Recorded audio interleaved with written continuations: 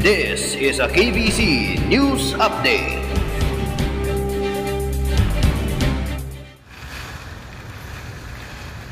Dreamcar here for the weather update here in Iloilo. We are in during the Typhoon Tino, so you could see the trees down below. It's split in half now, and you could see that it just broke one tree there. Meanwhile, you could see how strong the wind going to the right, and you could see the wind current right now. It's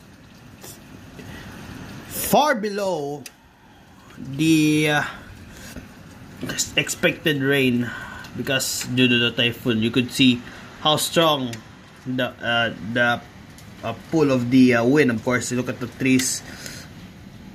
In the worst case scenario, this is the worst one. You could tell it's deeply affected here on my on my province right now. Yeah, so here will update you as soon as possible, and I'm Dreamcar, and I'll keep you updated as long as the typhoon still continues. This is KBC News. This is a KBC News Update.